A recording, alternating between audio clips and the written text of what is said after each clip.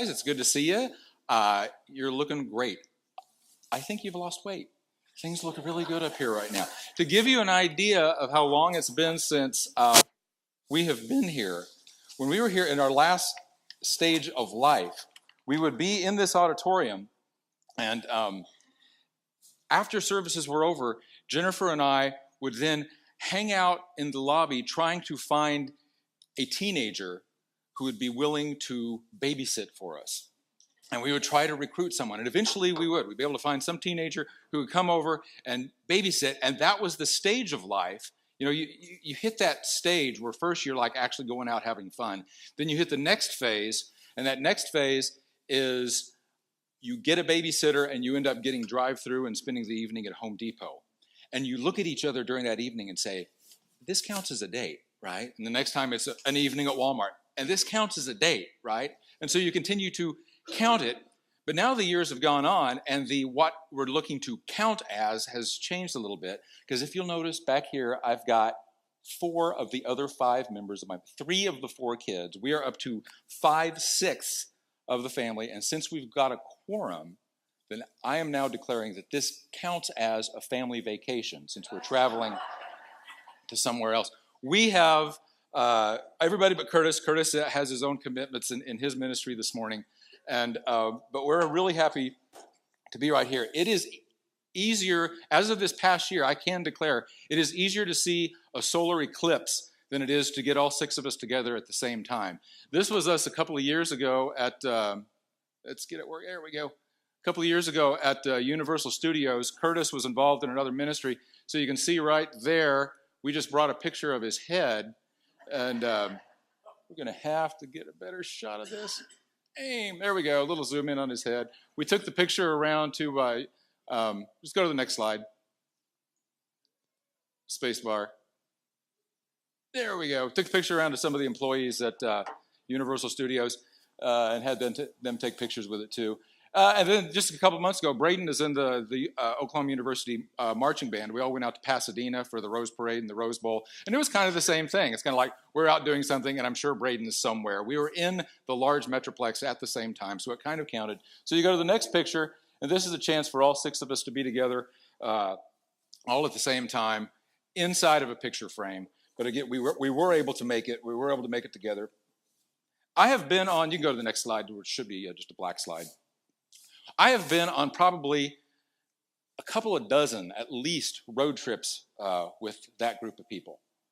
I have been through many, many things together. We have been in 105-degree weather on a Texas interstate where we ran out of gasoline with babies in the middle of nowhere. We have made an emergency landing together in an airplane where we came in and the fire department was all gathered around waiting for us. We have argued loudly in private, and my kids, I counted it up, my children have vomited publicly in 4 different states.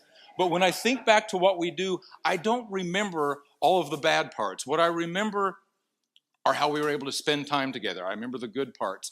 I remember being able to laugh and to have fun and to dance in front of the ocean and to just be able to enjoy each other's company, to sleep too late and to eat too much. So I think that if you had been on a road trip with Jesus, and he had a major road trip, even though it usually doesn't get called that. If you could have been on the road trip with Jesus, when it was all over, and you had friends asking you, what did you think? I don't think you'd think about the times that he yelled at you. I don't think you'd think about the times that things didn't go right.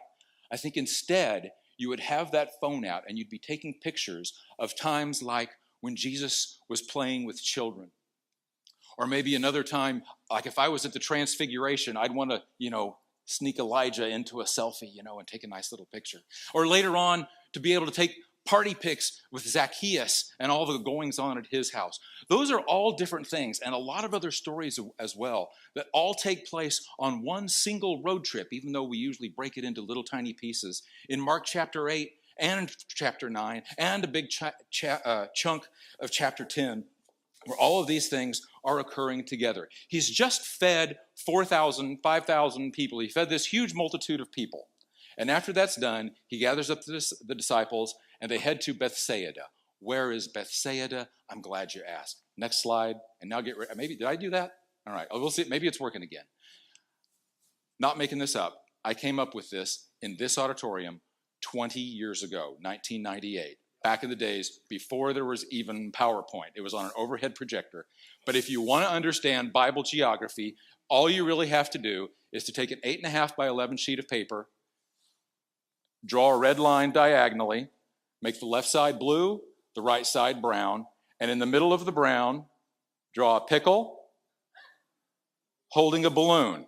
And that's it, okay? The balloon, the pickle, that's the Dead Sea, the string, the Jordan River, and the balloon, the Sea of Galilee. That alone is going to get you a B in a Bible geography class. Now, Jesus is doing his ministry in the land of Galilee. That's up here near the Sea of Galilee, the sea in the land.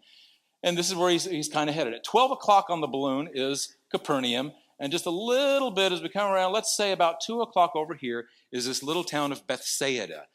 And now the road trip has started. And they bring to Jesus a blind man. This is right into my wheelhouse. They bring Jesus a blind man. So let's talk about the eye a little bit. Boom. Where was I? I was standing right here. Okay, there's proof that it's pickle in a balloon. All right. It's just, all right. And one more. Go ahead and hit the next one. I think you can handle it from here. There we go. A blind man comes by. Now, the eye is filled with a lot of fixable parts. And when you start up at the top, the further to the top you get, the further to the outside you get, the more fixable it usually is. Right here's the cornea. If you get a little injury on the cornea, you can get something stuck there. We can pluck it out. If you get a scar there, we can do a corneal transplant, and people do pretty well. Right here is the lens. When a lens turns cloudy, we call it a cataract. We can take cataracts out. We've been doing that for a while. But the further back you get, the more and more difficult it becomes to actually repair things. This is the retina, all this red part. When the retina gets injured, or when there's diabetes that affects it, or when there's a detachment, you can do some good things for it, but we've got to catch it quick. Then we get back a little further into the optic nerve. And when you get to the optic nerve, it gets a little dicey. There is a very, very short list of diseases that we can actually take care of once you get to the level of the optic nerve. I think, with the exception of maybe Paul, of Paul and his scales falling off his eyes, almost all the discussions of blindness in the Bible were probably at the level of optic nerve. When you get to that point, I'm usually not doing surgery. I'm usually not offering treatment. It's more likely that I'm offering counseling. But again, this man comes in, and Jesus says, let's take care of this. And Jesus does. You can go to the next slide, which should be black. We'll just leave it black now. Jesus brings this man and goes through this weird 3-step process of healing a blind man. First thing he does is to grab him, and he takes him away from the crowd. I like that. Step 1, Jesus wants a sterile environment, put all the villagers into the waiting room. He wants to be off by himself with the apostles. Then he gets the blind man down, and he spits on his eyes and touches them. And it's at this point that the apostles are probably, pulling out their cell phones. And of course, they're holding them down here because Jesus won't notice when you hold your cell phone at waist level because they want to take a picture. Because now what's this guy's reaction going to be? And Jesus asks him the 4 words that become the theme of this road trip. What do you see? Ready for the big reveal. And the man says, everything kind of looks like trees. Jesus has touched a blind man, ready to give him his sight back, and the man says, looks like trees. Jesus is saying, what do you see? To which the guy responds with, I suppose maybe it's a little bit better than what it was. Sure, thanks. I feel like I live most of my life, and I feel like most of us live most of our lives in between Jesus' 2 taps on his eyes. When I listen to the prayer requests that were coming out this morning, when I think about what is actually on my mind of what I need to get done, I'm stuck in that blur. And Jesus is looking at us and he's saying, what do you see? Why did Jesus have to double tap on this guy's eyes? I don't know. I don't think we should pretend that we do. But it is as if he's looking at us and saying, what do you see? And the best answer I can come up with is, Well, I can see a big AR report coming up that I've got to look at next week. I've got a big stack of dictation that I'm working on. He says, no, look past that. I'm just getting started. What do you see? I see a bunch of homework, and I'm realizing I need to figure out what I'm going to do with the next phase of my life. And he says, no, look past that. I'm just getting started with you. What do you see? I see cancer. I see an intensive care unit. And he still says, no, look past that. I'm just getting started with you. What do you see? There are many times in our lives when we might as well be singing, I once was lost, but now I'm found, was blind, but now I'm about 2070. And instead, Jesus says, I can take you further than that. Look past that. Just let me touch your eyes again. And so they leave. I think we're going to be back on the pickle and balloon. Go to the next slide. We're not going to go with actual city names. We're just going to go with big concepts of where it is, pickles and balloons. So they leave Bethsaida, which is right around here, and now the road trip is really on.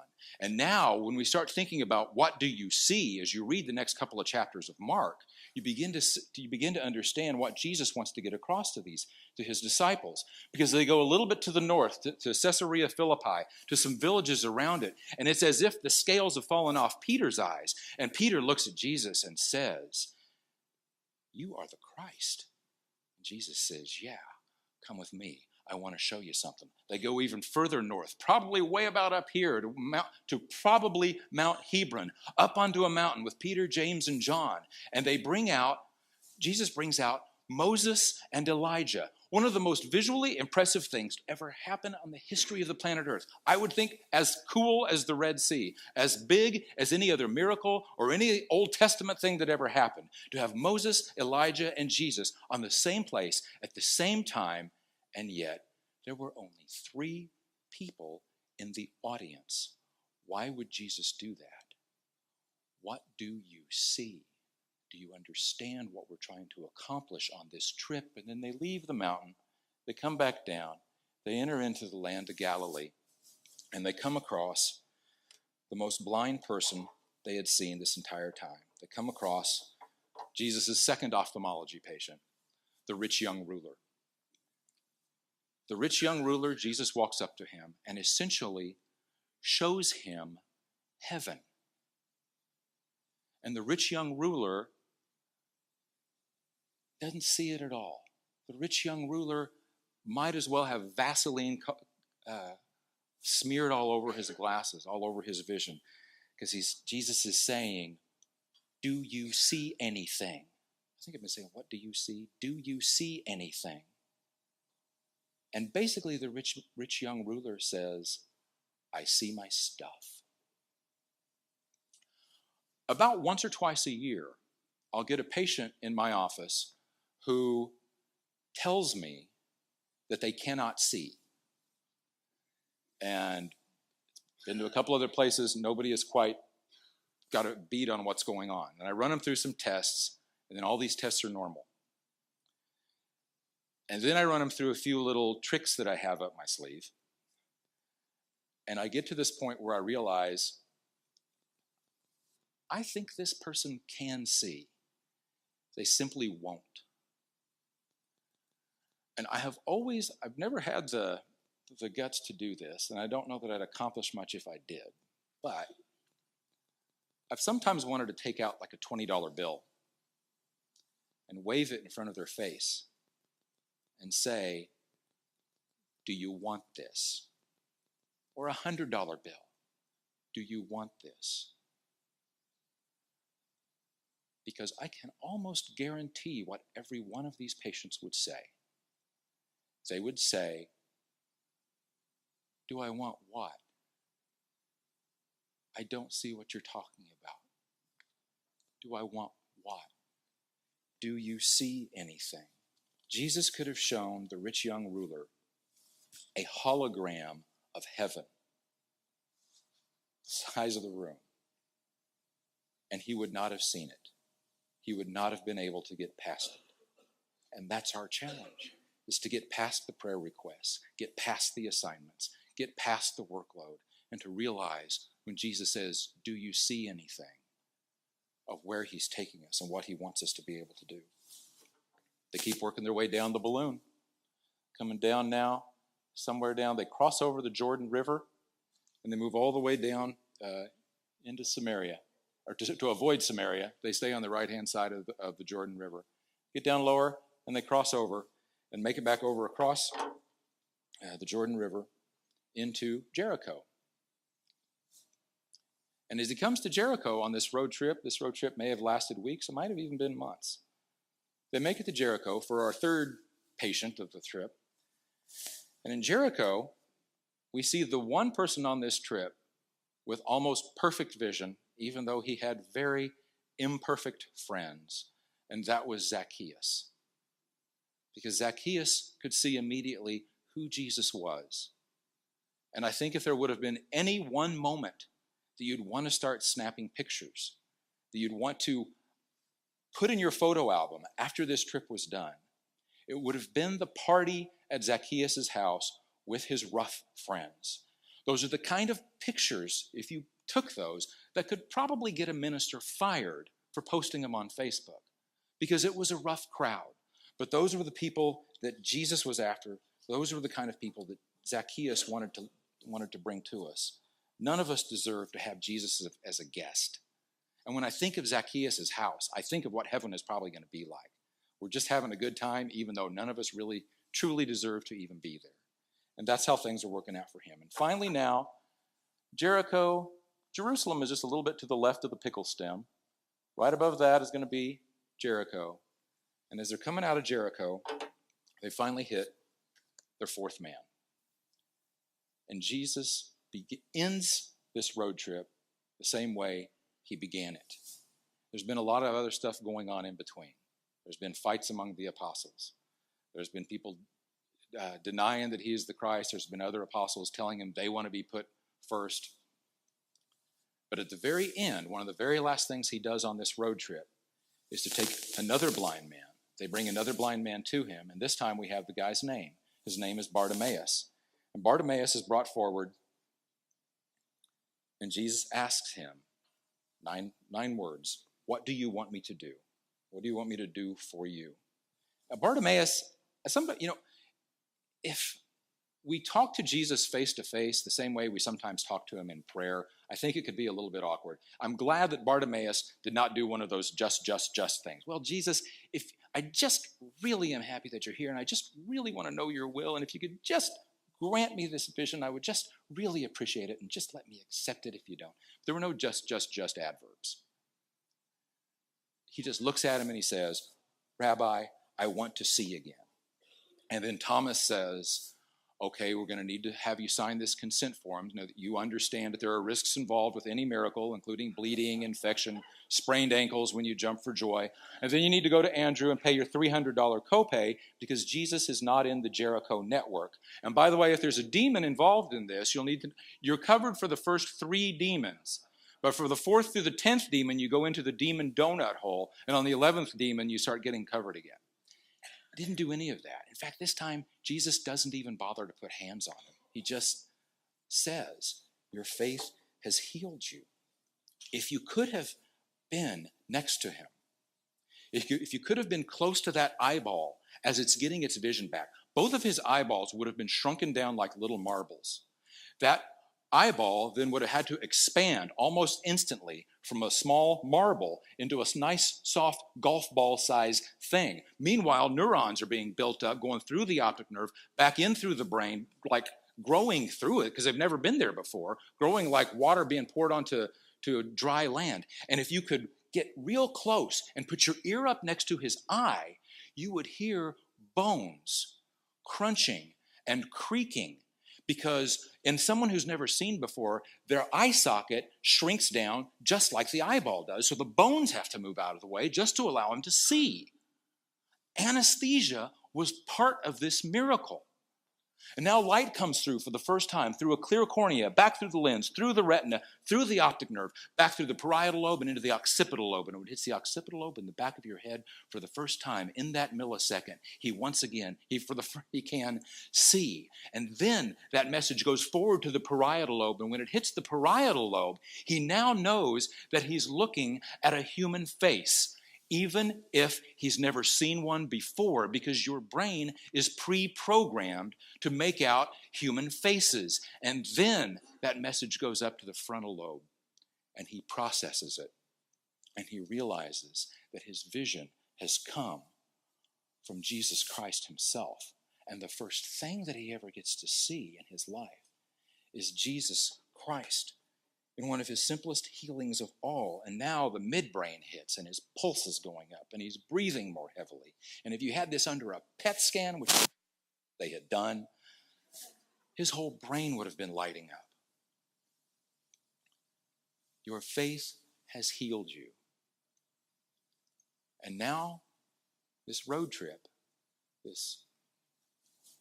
basically it's an ophthalmology road trip. Starts and ends with healing of blind men and runs into a couple of people who are sort of kind of blind in between. This road trip is about to come to an end. Jesus looks off in the distance and he sees Jerusalem. And he says, he could have said, Lord, bring me a colt, bring me a donkey. But he didn't. He could have said to his apostles, you guys can go on now. I've got to handle Jerusalem alone. But this trip was not about miracles. This trip was not about blessings. This trip was going to be about redemption. And in all the problems that the apostles had given him, he looks at two of his apostles and he says, I need you to go into town and get me a colt. And then Jesus waits. And the road trip ends with Jesus waiting, alone, like the prodigal son's dad, waiting for his disciples to return, knowing good and well that they're going to. Go to the next slide, probably 2 slides in again. This eye should not be here. That should be an empty socket. This was a 14-year-old boy I saw a couple of years ago who was playing with a friend, and his friend decided to scare him as they were out playing with their bows and arrows, and severely injured the eye. I walked into the emergency room, and this is one of those where when I saw it in the emergency room, I didn't even have to examine it. I literally was about 4 or 5 feet away, and I just said, let's go to the operating room. There's nothing else for me to do in the exam room. Let's get to the OR. I go into the operating room, and without getting too graphic, I will just tell you that all I was trying to do was just close it. Not try to repair anything, just close the thing. And in a space this big, I put in 16 stitches under the microscope, trying to get the right piece to connect to the right piece. And when I looked at it, I was just like, this is not right. And I've played this game before, and I knew right then, this eye is not going to do well. And I just wanted to get out of there. But unfortunately, there's one more step after that, worse than having to do the surgery itself. Now it's about 1 o'clock in the morning, and you walk into the waiting room, because now I have to talk to the family. I'm hoping when I go talk to the family that I just have to deal with the parents. Because the parents, when you deal with parents in this kind of injury, again, been there before, this is probably, I would say, among the 20 worst injuries that I've ever seen, and I can tell you how the other 19 went. When I got to there, the parents, all they really want to know is my child safe? Is he in pain? And when can we see him? But no such luck.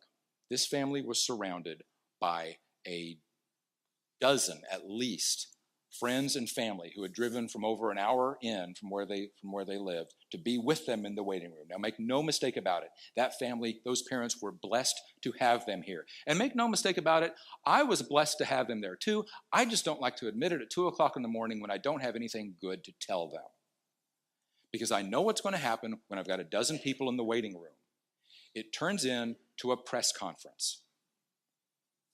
Instead of just, when can I see him? I start getting peppered by questions from everybody who's there to help out. And make no mistake about it, they are helping out. They are asking questions that the parents otherwise are not going to think of in that situation, but they always, always, always get to the one question that I don't want to answer. And sure enough, finally, somebody asks, well, what are the chances he's going to be able to see again?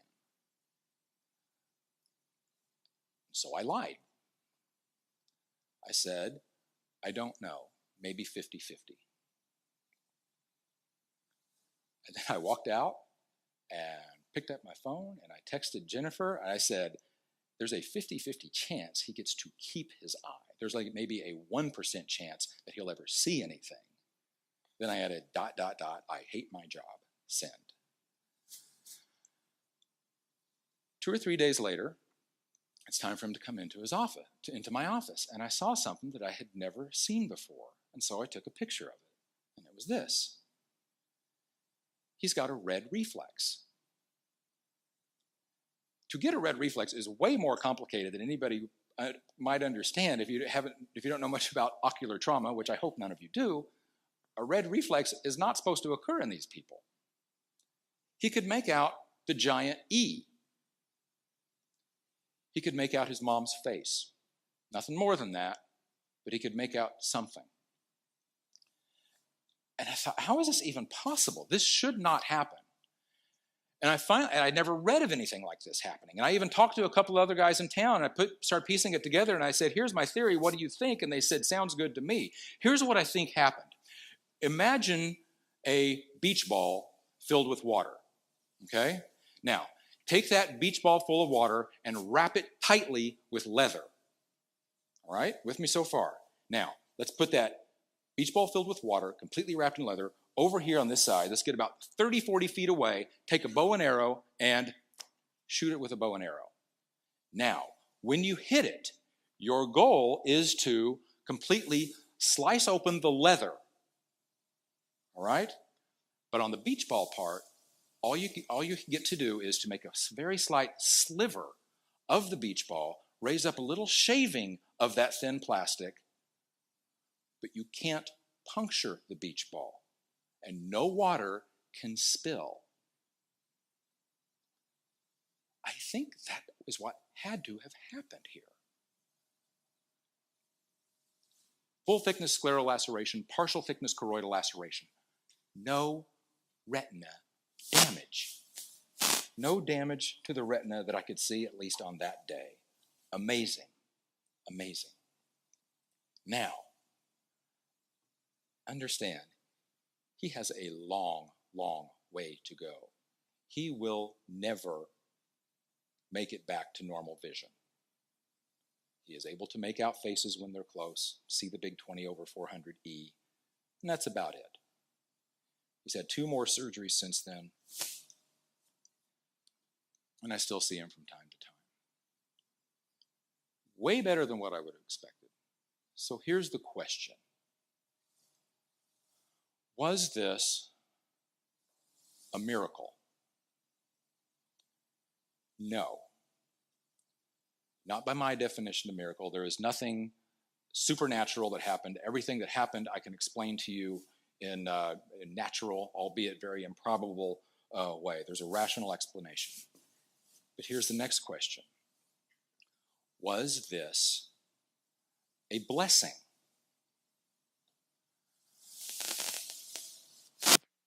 I'm not with you on that one.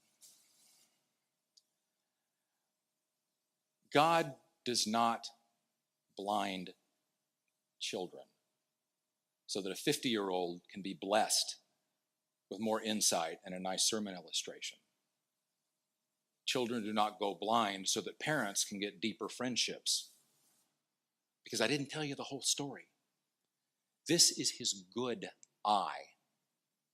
He already had low vision in his other eye, and that has now become his better eye.